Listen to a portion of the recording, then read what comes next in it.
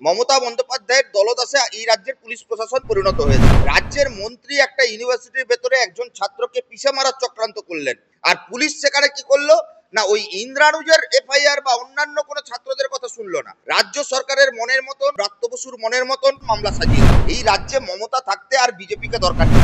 দাদা, অবশেষে আমরা দেখতে পেলাম এতদিন পর মামলা হাইকোর্টে যাওয়ার পর পুলিশ এফআইআর করতে বাধ্য হলো, অর্থাৎ হাইকোর্ট থেকে নির্দেশ দেওয়া হলো এফআইআর করার জন্য। কি বলবেন? না, এই তো নতুন ঘটনা নয়, বিচ্ছিন্ন ঘটনা নয়। 11 সালের পর এই রাজ্যের সরকার চূড়ান্ত ব্যর্থ হয়েছে আইন শৃঙ্খলা মেনটেন করতে।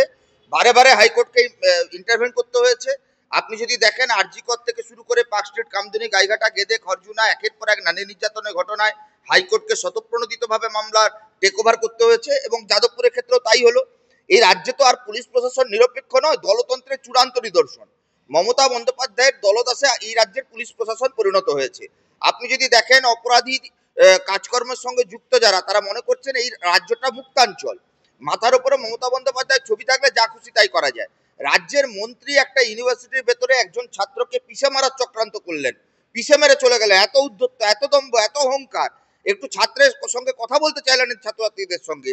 আর পুলিশ সেখানে কি করলো না, ওই ইন্দ্রানুজের এফআইআর বা অন্যান্য কোনো ছাত্রদের কথা শুনলো না। রাজ্য সরকারের মনের মতন, ওয়েব কুপার মনের মতন, ব্রাত্য বসুর মনের মতন, মমতা বন্দ্যোপাধ্যায়ের মনের মতন মামলা সাজিয়ে নিল। হাইকোর্ট নির্দেশ দিয়েছে। দেখুন, এইটা এখনো অবধি আমাদের দেশ রাজ্যের সংবিধানের যে প্রদত্ত ক্ষমতা, বিচার ব্যবস্থা আছে বলে এখনো গণতন্ত্র অবশিষ্ট আছে। না হলে এই রাজ্যে তৃণমূল যেভাবে সমাজ বিরোধীদের মুক্তাঞ্চলে পরিণত করেছে, রাজ্যের মন্ত্রীরা যেভাবে অহংকার দম্বে ছাত্র খুন করেছে এর আগে, সুদীপ্ত গুপ্তকে, মইদুল মিদ্দাকে, সৈফুদ্দিনকে, আনিস খানকে, আবার আরেকটা ইন্দ্রানুজ হতে হয়তো শহীদের তালিকায় চলে যেত, বা খুন হয়ে যাওয়া ছাত্রের তালিকায় চলে গেত। এই বর্তমান পরিস্থিতিতে দাঁড়িয়ে পুলিশ মন্ত্রী, স্বাস্থ্যমন্ত্রী, মুখ্যমন্ত্রী, শিক্ষামন্ত্রী, পুরো মন্ত্রিসভা চূড়ান্ত ব্যর্থ। দাদা, তুমি যেমনটা বললে শিক্ষামন্ত্রীর কথা, সেই শিক্ষামন্ত্রীর গাড়ি ভাঙচুর হওয়ার যে এফআইআর, সেই এফআইআর এ এক একটা জায়গায় এক একটা সময় আছে।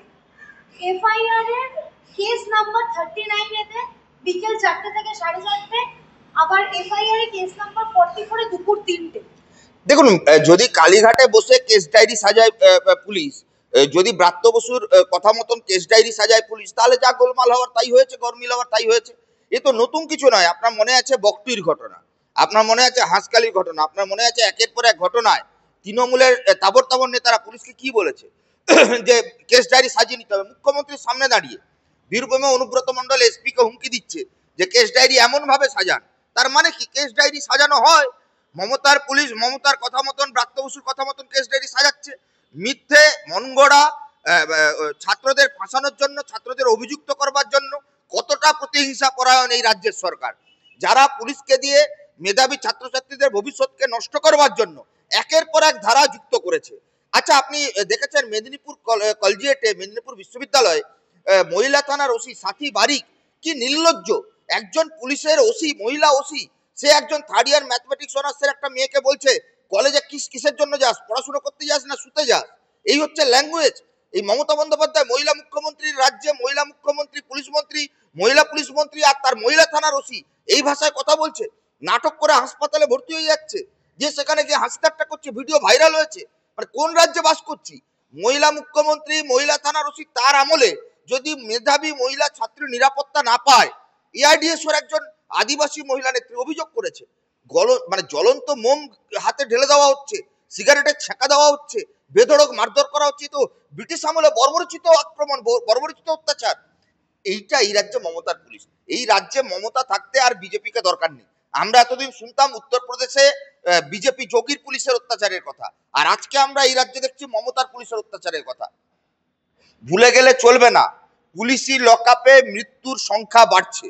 আপনার মনে আছে একজন আবু বকর সিদ্দিকী বলে একজন, তাকে পুলিশের লকআপে পিটিয়ে মারা হয়েছে, তার বিচার হয়েছে। আপনার মনে থাকার কথা, এই রাজ্যে মানবাধিকার কমিশনটাকে পঙ্গু করে রাখা হয়েছে। চাইল্ড যে নিরাপত্তা কমিশন, তাকে পঙ্গু করে রাখা হয়েছে। কোথায় মহিলা কমিশন? কোথায়? এই যে রাজ্য জুড়ে এত মানবাধিকার লঙ্ঘনের মতো ঘটনা ঘটছে, গত 2-3 দিন ধরে দেউচা পাচামিতে যা হচ্ছে, আদিবাসীদের সঙ্গে যা হচ্ছে, অধ্যাপক অধ্যাপিকাদের সঙ্গে যে যা আচরণ হচ্ছে, একজন গরিব কৃষক শিলাদিত্যর সঙ্গে যা হয়েছে, মেধাবী পড়ুয়াদের সঙ্গে যা হচ্ছে, এই রাজ্যের সরকার এই রাজ্যের মেধাবী প্রজন্মের সঙ্গে যুদ্ধ ঘোষণা করেছে। এই রাজ্যের সরকার মহিলাদের সঙ্গে যুদ্ধ ঘোষণা করেছে। মমতার পুলিশ, ব্রাত্য বসুর পুলিশ ওই অপরাধীদের পক্ষে, যারা ছাত্র খুন করতে চায়, যারা ধর্ষণ করতে চায়, এরা ধর্ষকদের বাঁচায়, এরা ছাত্র খুনিদের বাঁচায়। আদিবাসী মহিলাদের উপর অত্যাচারের জবাব মহিলা মুখ্যমন্ত্রী দিক। মমতা বন্দ্যোপাধ্যায় মহিলা মুখ্যমন্ত্রী, তিনি নাকি বলেন নারী নিরাপত্তা দিয়েছেন, তিনি নাকি বলেন জঙ্গলমহল হাসছে। এই হাসি আদিবাসী মেধাবী তরুণী চোখের জল ফেলছে, কষ্টে, তার একটা অধিকার, ছাত্র ধর্মঘট তার অধিকার। ছাত্রছাত্রীরা আন্দোলন করবে না তো কে করবে? মমতা বন্দ্যোপাধ্যায় তো ছাত্র আন্দোলন করে উঠে এসেছিলেন, ভুলে গেলেন সব। আসলে ক্ষমতায় গিয়ে মমতা বন্দ্যোপাধ্যায় অন্ধ হয়ে গেছেন, মাথার উপরে আরএসএস এর হাত রয়েছে। তাই যাদবপুর, আরজিকর থেকে যাদবপুর, তৃণমূল বিজেপির একই সুর। দেখুন আপনি, আরজিকর দর্শকদের বাঁচানোর ক্ষেত্রে তৃণমূলের কলকাতা পুলিশ আর বিজেপির সিবিআই একই ভূমিকা পালন করেছে। যাদবপুরেও দেখুন, তৃণমূলের এক এক নেতা, এক এক মন্ত্রী, তারা গিয়ে বলছে 1 মিনিটে দখল করে নেবো, বিজেপির এবিভিপি গিয়ে বলছে 1 সেকেন্ডে দখল করে নেবো। মানে আমি বলছি, যে দখলদারির রাজনীতি। বিজেপি লখিমপুরে কৃষক হত্যা করবার চেষ্টা করে, গাড়ি চাপা দিয়ে 2 জন কৃষককে খুন করে, আর বিজেপির মন্ত্রী গাড়ির নিচে চাপা পড়ে 2 জন কৃষক খুন হয়েছে, তার কোনো বিচার হয়নি। আর এ রাজ্যে মমতার পুলিশ ব্রাত্য বসু কি করলো, গাড়ি চাপা দিয়ে দিল, আর মমতার পুলিশ ব্রাত্য বসুদের বাঁচাচ্ছে। গোটা রাজ্য জুড়ে কোন জায়গায় গণতন্ত্র? একটা জায়গায় মানুষের কোনো প্রতিবাদ করবার অধিকার নেই। বাচ্চা বাচ্চা ছেলেমেয়েরা, এরা কারা যারা এই ছাত্র আন্দোলনকে এইভাবে কণ্ঠরুদ্ধ করতে চায়, যারা কলেজে কোনোদিন ভর্তি হতে পারে না, কলেজ গেটে তোলা তোলে? আসলে মমতা বন্দ্যোপাধ্যায়, ব্রাত্য বসুরা এই রাজ্যে কলেজ ক্যাম্পাসে, কলেজ গেটের বাইরে ওই যে তৃণমূল ছাত্র পরিষদ নামক যে থ্রেট সিন্ডিকেট, এই যে লুটের সিন্ডিকেট, কলেজে ভর্তিতে অ্যাডমিশনে লুটের টাকা লুটের সিন্ডিকেট, এই যে কলেজে প্রশ্নপত্র ফাঁসের সিন্ডিকেট, এই যে অধ্যাপক পেটানোর সিন্ডিকেট, এই যে সরস্বতী পুজোর ফান্ডের টাকা লুট করার সিন্ডিকেট, এই যে ইউনিয়ন ফান্ডের টাকা লুট করার সিন্ডিকেট, এই সিন্ডিকেটটাকে বাঁচিয়ে রাখতে চায়। মেডিকেল কলেজে পরীক্ষায় পাস করেনি, তাকে হাউস স্টাফ রিক্রুট করে দেওয়া হচ্ছে। জাল ওষুধের ব্যবসা হচ্ছে গোটা রাজ্য জুড়ে। গরিব মানুষ যাবে কোথায়? গরিব বাড়ির মেধাবী ছেলে মেয়ে পড়াশোনা করতে উচ্চশিক্ষা ক্ষেত্রে বিশ্ববিদ্যালয়ে যাবে, সেখানে এরকম মানে কলঙ্কজনিত আক্রমণ। কোন জায়গায় আমাদের দেশের স্বাস্থ্য ব্যবস্থা, শিক্ষা ব্যবস্থা, আইন শৃঙ্খলা? অবিলম্বে শিক্ষামন্ত্রী, অবিলম্বে পুলিশ মন্ত্রী, অবিলম্বে স্বাস্থ্যমন্ত্রী, এদের পদত্যাগ করা উচিত।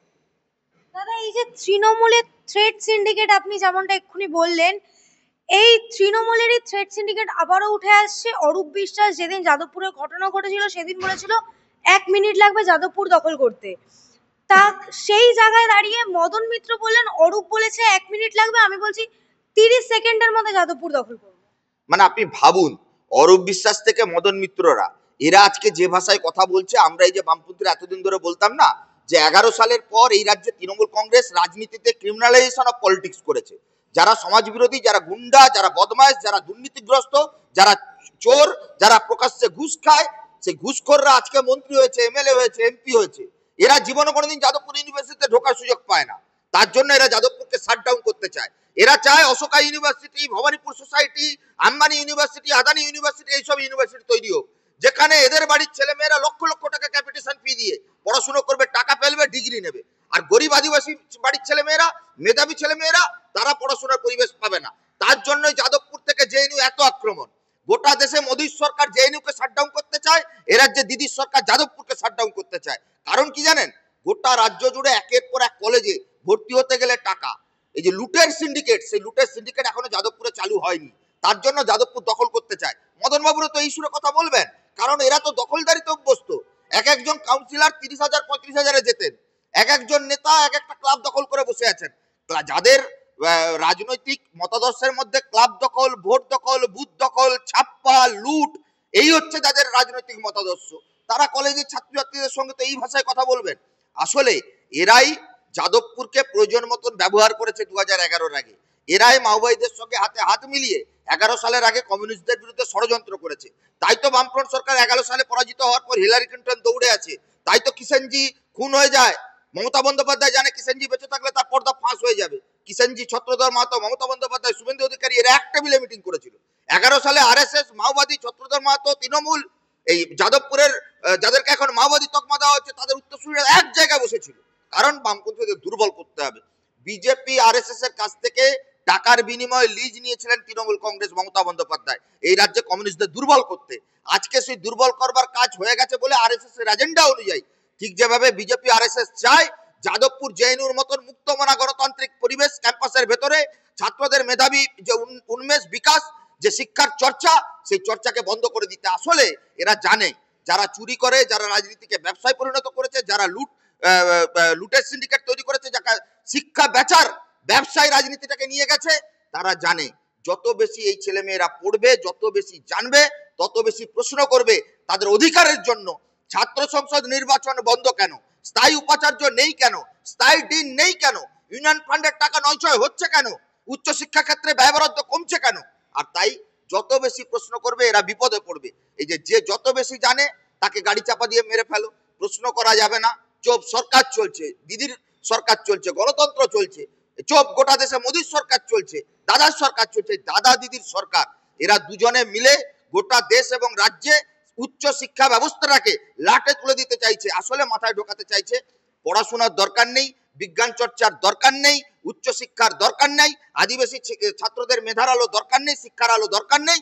এরা চায় গরিব আরো গরিব হোক, প্রান্তিক আদিবাসী ছেলে মেয়ে আরো প্রান্তিক থাকুক, মেধাবী ছাত্রছাত্রীরা বোকা থাকুক, যাতে এদের ধর্মের ব্যবসা করতে সুবিধা হয়, যাতে এরা এই যে লুট চুরির সিন্ডিকেটের রাজনৈতিক ব্যবসা চালু রাখতে পারে। আসলে কি জানেন, এই ধর্মের ট্যাবলেট খাওয়াতে গেলে তো শিক্ষার আলো থেকে অন্ধকার একটা ভারতবর্ষ তৈরি করতে হবে, অন্ধকার একটা পশ্চিমবাংলা তৈরি করতে হবে। তবে গিয়ে তো দিদি মোদির রাম মন্দির জগন্নাথ মন্দির মডেল সফল হবে, তবে গিয়ে তো বাবরি রাম মন্দিরের লড়াই সফল হবে, তবে গিয়ে তো দেশি মদের ব্যবসা ভালো হবে, তবে গিয়ে তো অনলাইন লটারির ব্যবসা সফল হবে, তবে গিয়ে তো গোটা দেশ রাজ্য জুড়ে চাকরি বেচা সুবিধা হবে, তবে গিয়ে তো রেলের চাকরি বেচা সুবিধা হবে, তবে গিয়ে তো মাটির নিচের কয়লা থেকে আকাশের এয়ারপোর্ট বেচে দেওয়া সুবিধা হবে।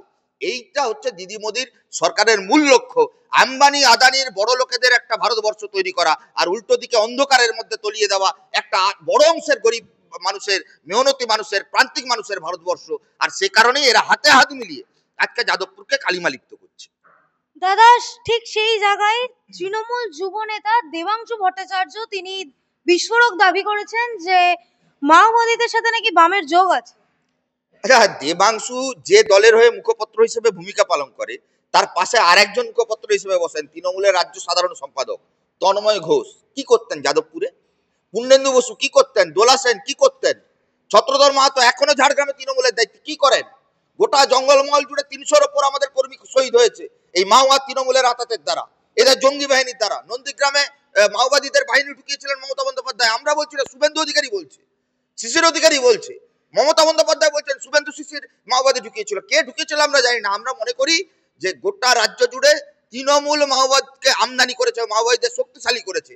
আর আজকের দিনে দাঁড়িয়ে বামপন্থীদের মুক্ত যে ভাবনা চিন্তা, ক্যাম্পাসের ভেতরে গণতান্ত্রিক পরিবেশ, বহিরাগত আটকানোর যে ছাত্রদের স্লোগান, সেই স্লোগানকে এরা বন্ধ করতে চায়, শাট ডাউন করতে চায়। এরা উচ্চশিক্ষাকে শাট ডাউন করতে চায়, ক্যাম্পাসে ডেমোক্রেটিক পরিবেশকে, ছাত্রদের রাইটকে। আর তার জন্যই আজকে নতুন করে যাদবপুরে মাওবাদী তত্ত্বের নামে নতুন একটা তত্ত্ব আমদানি করা হচ্ছে।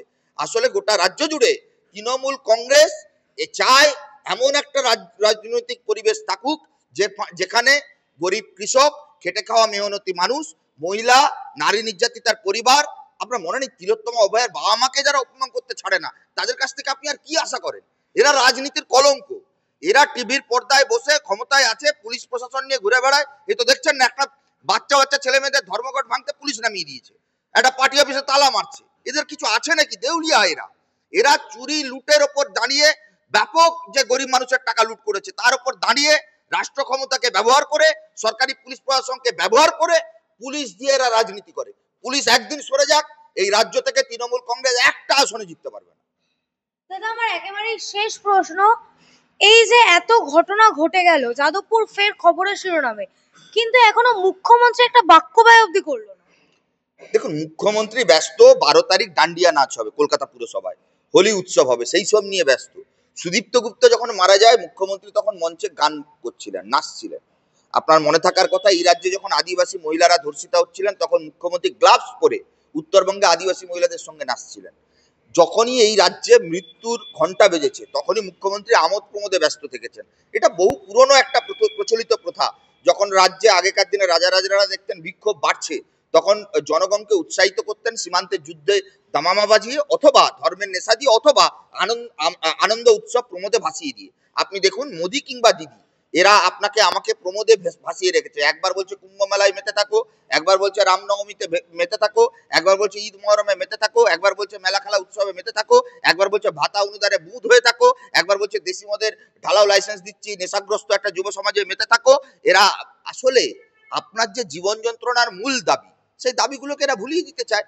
যে রাজ্যের মহিলা মুখ্যমন্ত্রী অভয়া তিলোত্তম কাণ্ডের ঘটনার পর দুর্গাপুজোর আগে বলে পুজোতে মাতুন, প্রতিবাদে নয়।